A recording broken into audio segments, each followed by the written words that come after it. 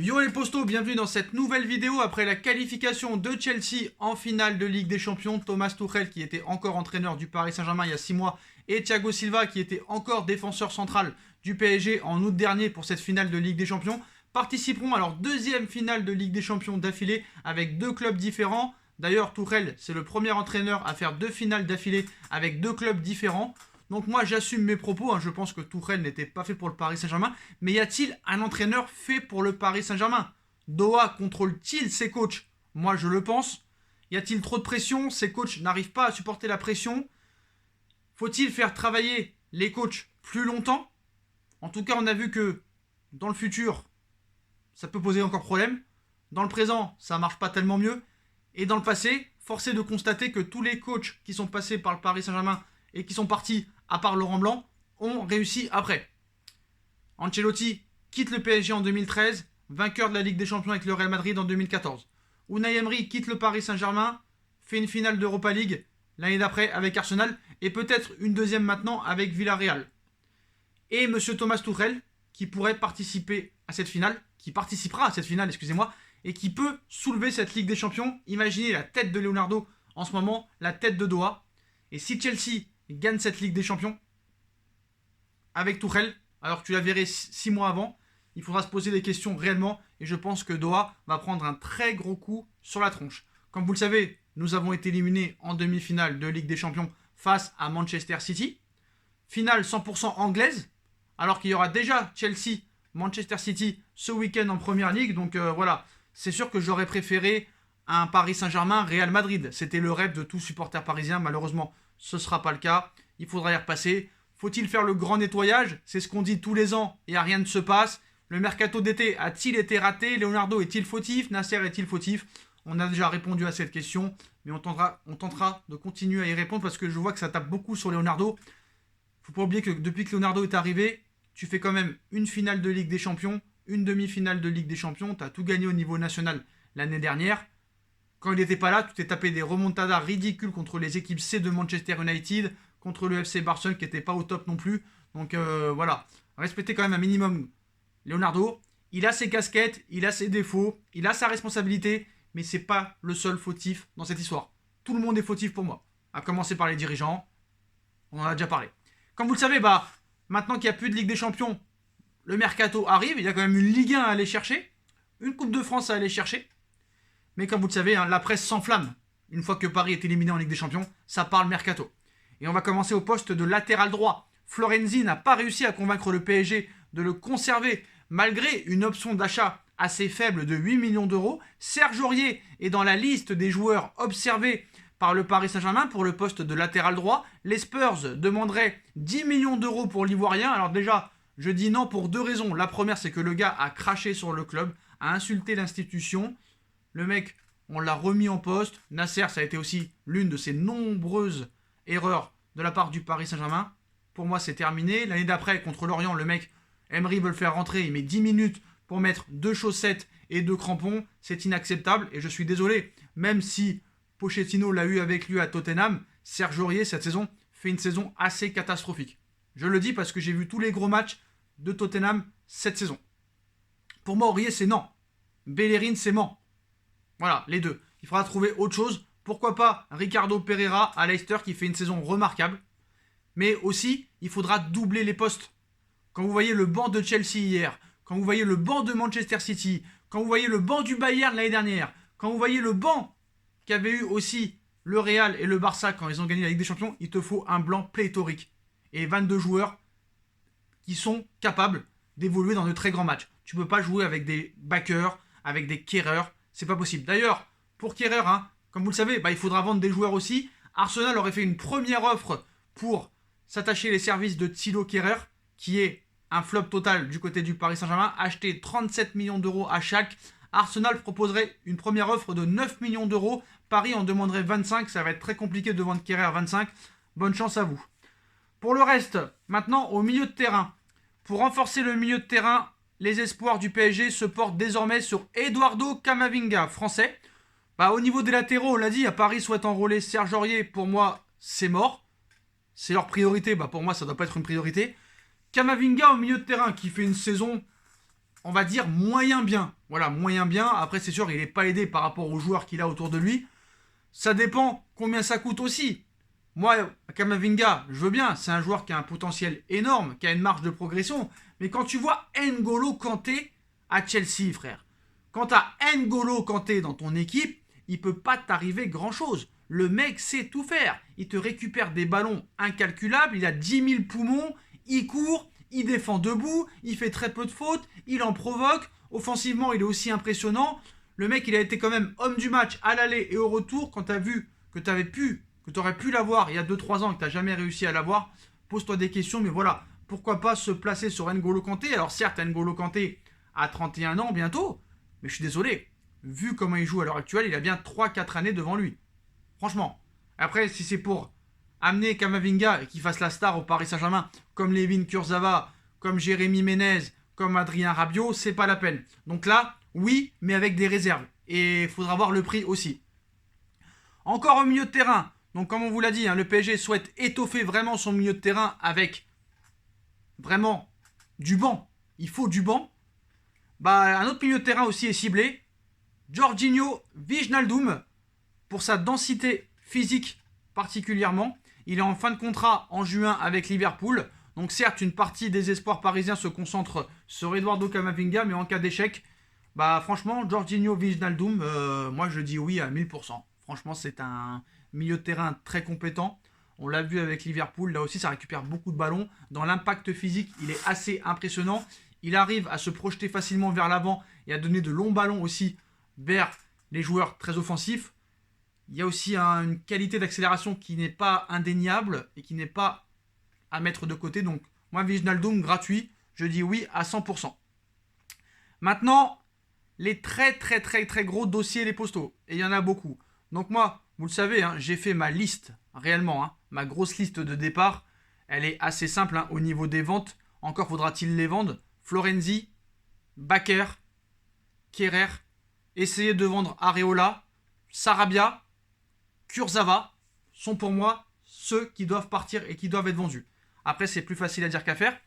Dans le dossier Neymar, alors, en une journée, on a entendu tout et son contraire. On a entendu déjà que, apparemment, Neymar attendrait de voir ce qui se passe du côté du FC Barcelone. Laporta explique qu'il ne dépensera pas plus de 100 millions d'euros pour acheter Neymar. Sauf que c'est des bêtises incommensurables. Le Barça ne veut pas de Neymar.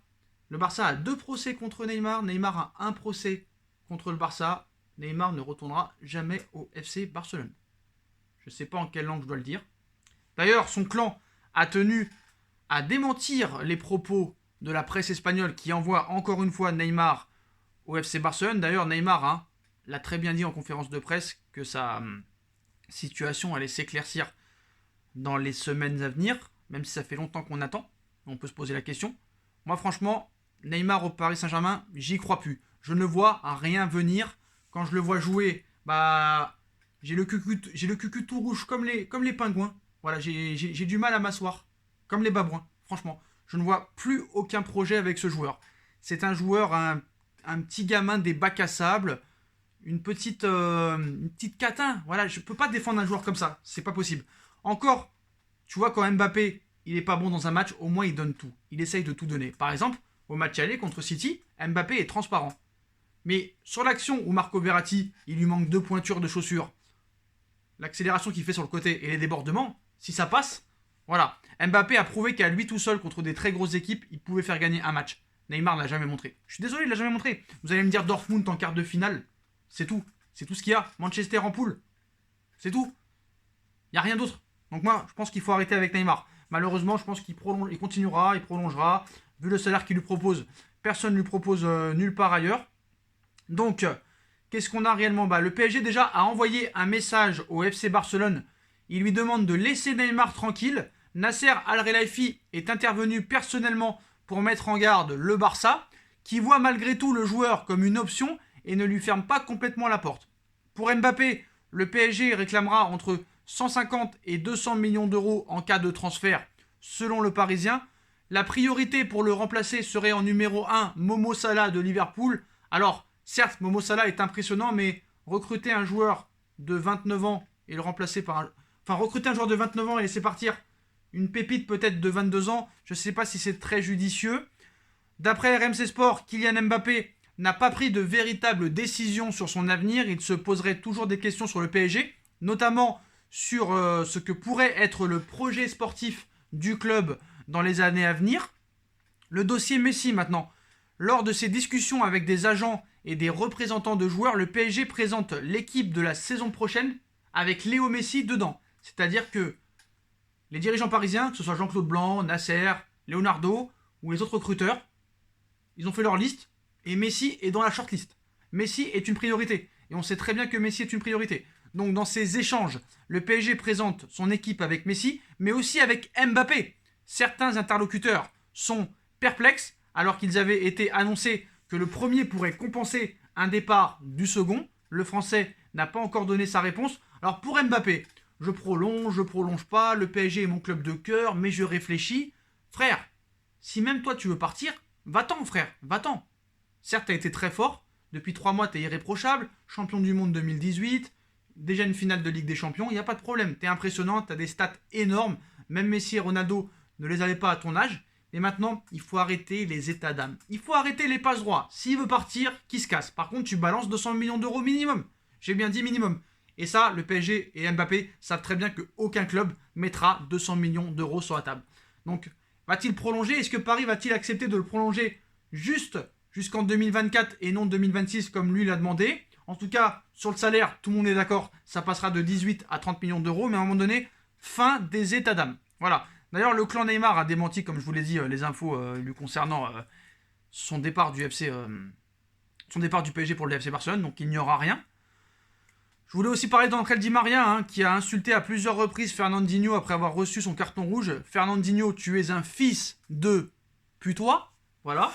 Moi, je vais défendre Angel Di Maria parce que quand tu te fais fracasser tout le match, il y a un moment donné, les nerfs passent, tu perds, t'arrives pas à marquer, l'arbitre insulte les joueurs, c'est normal. D'ailleurs, avec cet arbitre-là, il nous a toujours mis dans le mal. On se rappelle le match contre Naples au San Diego, là, au San Paolo. On se rappelle du match contre Chelsea où il nous expulse Zlatan. Donc on n'oubliera pas. D'ailleurs, tout le monde pensait qu'avec l'UEFA, ça allait mieux se passer avec l'épisode Super League et le soutien de Nasser à Séphérine et le soutien de Nasser à l'UEFA. Vu l'arbitrage du match contre City, on a vu que ce soutien n'a servi à rien et Paris ne sera pas plus favorisé. D'ailleurs, Paris va recevoir un très beau chèque après cette demi-finale de Ligue des Champions et va recevoir 112 millions d'euros. Ça va faire du bien pour le recrutement. S'il y a en plus des ventes, la fin et surtout l'allègement du fair play financier, ça risque d'être un mercato assez lucratif, on va dire. Malheureusement, Paris ne veut pas compter sur des joueurs très polyvalents qui donnent tout pour le maillot. Ils préfèrent des stars, ils préfèrent des Messi, ils préfèrent des Camavinga, ils préfèrent des Pogba. Kanté, c'est bizarre, on n'entend jamais, alors que lui, pour moi, véritablement, c'est une star. Et malheureusement, voilà, il n'y a rien. Qu'est-ce que vous voulez que je vous dise? Voilà, c'est le plan du Paris Saint-Germain. Alors ça se trouve, tous les joueurs qui ont été cités, aucun ne viendra. Je pense que l'année dernière, il y a eu des choses qui ont été mal faites. Danilo, pour moi, n'avait pas le niveau pour jouer au Paris Saint-Germain. Moïse Kean, pour moi, a le niveau, mais on ne lui fait pas confiance assez. Est-ce que les 40 millions d'euros seront donnés à Everton pour l'avoir? Est-ce qu'il y aura peut-être aussi, on parle d'un échange Icardi, Paulo Dybala, à voir si ça va se faire. Pour moi, Icardi est trop critiqué. Alors certes, il n'a pas assez couru, il n'a pas assez fait de repli défensif, il n'a pas assez pesé sur les défenses. Mais quand vous comprendrez que Icardi est un attaquant de surface, un neuf qui ne bouge pas réellement et qui attend les ballons, voilà, il faut lui donner des caviars. Et s'il n'a pas de caviar, il ne marquera pas. Après, il a déjà réussi des gros matchs en marqué. On se rappelle de son match aller contre le Barça, il était totalement admirable. Voilà, mais il faut qu'il fasse des efforts sur son hygiène de vie. Comme Neymar, quand tu vois que Neymar, il chie sur l'institution, il chie sur le Paris Saint-Germain, il chie sur l'amour du club. Lui aussi, s'il veut se casser, il faut qu'il se casse. Si le Barça donne 100 millions d'euros, ce sera un moindre mal. Il faudra réfléchir. Pourquoi vouloir le prolonger? Est-ce qu'il y a un avenir réel? Est-ce qu'il y a un projet réel avec Neymar dans les années à venir? Moi, je pense pas. Ça n'a pas marché avec Emery, ça n'a pas marché avec Tuchel, ça marche pas avec Pochettino. Pourquoi ça marcherait ailleurs? Pourquoi ce mec-là changerait? Le mec se couche à 4h du matin. Il fait des stories à 5h du matin. Le mec fait des stories après une élimination en demi-finale.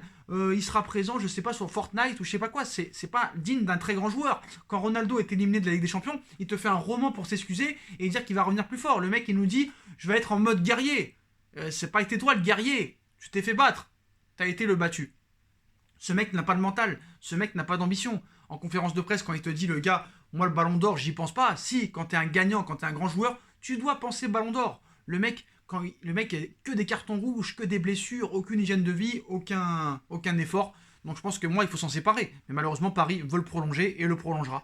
C'est ça malheureusement le problème. Donc voilà. Je voulais parler aussi de Hazard. Le mec aussi a été acheté 100 millions d'euros, transparent depuis 2 ans. Il a été content de l'élimination du Real. Le mec a fêté ça avec Rudiger. C'est assez honteux pour moi. N'Golo Kanté a été élu homme du match à l'aller comme au retour.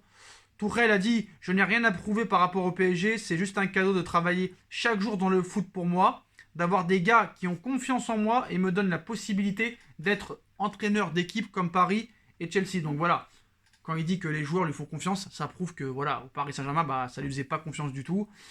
Et quand Doha, Leonardo et même nous, on voit ça, Tourelle en finale de Ligue des Champions, alors qu'il y a quelques mois, il était présent. Voilà. Quand est-ce qu'ils vont vraiment laisser le temps à un coach de travailler avec ses idées? Laisser un coach 2 ans faire ce qu'il veut, juste pour voir. 2 ans. Le laisser jouer comme il veut, en 4-2-3-1, en 4-3-3, en 3-5-2, en 5-3-2. Laissez-les lui faire le recrutement tranquille, et on voit ce qui se passe après. Comme Chelsea le fait, comme City le fait, avec ses propriétaires. Pourquoi nous, ça pose problème? Pourquoi on ne fait pas comme les autres? Je ne comprends pas. Je ne comprends pas. Et surtout, ce qu'il faut savoir, c'est que depuis Ancelotti, Paris n'a pas pris des entraîneurs avec des palmarès exceptionnels. Tourelle n'avait rien gagné. Laurent Blanc avait fait quelques trucs avec Bordeaux, mais pas grand-chose en équipe de France. Emery, certes, avait gagné 3 Europa League, mais dans les championnats et en Ligue des Champions, ça n'avait jamais rien donné. Paris n'a jamais pris, à part Ancelotti, ou depuis Ancelotti, de grosses pointures. Donc voilà les postos, voilà un petit peu toutes les pistes du niveau des départs, des prolongations et des potentielles arrivées. Dites-moi en commentaire ce que vous en pensez, mais apparemment, sur le dossier Messi, c'est très chaud. Hein. Voilà, vraiment, c'est l'objectif numéro 1. Pour moi, ça ne devrait pas l'être, mais voilà. Ça pense pognon, et quand Tourelle a dit que c'est plus politique que sportif, il faudrait vraiment se poser la question si c'est pas le cas. Honnêtement, même si Tourelle a dit ça pour vraiment se faire virer, parce que je pense qu'il voulait se faire virer et toucher ses 7 millions d'euros, parce que le mec quand même touche 7 millions d'euros, et 6 mois plus tard, te la met par derrière, te l'enfonce bien comme il faut, et en finale de Ligue des Champions. Donc voilà. Voilà les postos, donc dites-moi en commentaire ce que vous pensez de toutes ces pistes qu'on a évoquées. Merci encore une fois pour les 100 000 abonnés, j'ai oublié d'en parler en début de vidéo. Merci à tous ceux qui m'ont soutenu pour les miniatures, pour le soutien, vraiment. Tous les messages privés que j'ai reçus, vraiment, c'est super sympa, les gars. Merci pour les 100 000 abonnés. On y est arrivé, vraiment. C'est une aventure qui a commencé le 2 septembre 2018. C'est incroyable. Je remercierai tout le monde quand je recevrai le trophée que je vous présenterai. Il y aura la nouvelle coupe. Ça, c'est sûr et certain. Ce sera une surprise. La coupe, elle va être incroyable. Vraiment, restez branchés. Pour ceux qui ne sont pas abonnés, abonnez-vous, les postos. On lâchera rien jusqu'à la mort. Mais voilà, je remercierai tout le monde, tous ceux qui m'ont aidé, qui m'ont soutenu. Vraiment, quand on aura le trophée, et beaucoup de personnes seront remerciées, vraiment. Et merci encore, quand je vois le chiffre 100 000, c'est assez impressionnant. On fera des vidéos jusqu'à ce que je meure, voilà, jusqu'à ce que je sois mort, voilà. Quand j'arrêterai les vidéos, ça veut dire que Sacha sera enterré vivant, pas un mort. Excusez-moi, j'arrive plus à parler, je suis un petit peu ému, voilà. Tant que je serai vivant, je continuerai à faire des vidéos. Voilà, désolé pour l'émotion, voilà. Tant que je serai vivant, je continuerai à faire des vidéos tant que j'ai les yeux ouverts, ça c'est sûr et certain. Et puis en espérant voir le PSG gagner la Ligue des Champions d'ici là. En tout cas, aller Paris jusqu'à la mort, que ce soit en Ligue 2, en National, en Ligue 1. Ce sera toujours comme ça l'est depuis 98 et ça le sera toujours. Voilà les postos et on se retrouve très vite pour une nouvelle vidéo. On like à tout va, on partage, on commente, on s'abonne. Instagram, SB Foot News, toutes les infos, c'est en bas en description. La cagnotte PayPal si vous voulez participer. La cagnotte PayPal si vous voulez faire un petit cadeau pour les 100 000 abonnés. Moi, je prends les postos. Après, bien sûr, c'est une blague. Vous faites ce que vous voulez. Que ce soit 1 centime, 2 centimes. Moi, je suis content. C'est pour faire évoluer la chaîne. Vous savez, j'y ai pas touché. J'attends la somme pour faire cette formation de montage et pour pouvoir présenter dans un avenir proche des vidéos de qualité, les postos. Et voilà, ma deuxième chaîne YouTube, No Feeling, qu'on recommencera les vidéos dans pas longtemps, je pense. Et nous, on se retrouve très vite pour une nouvelle vidéo, les postos. Tchuss!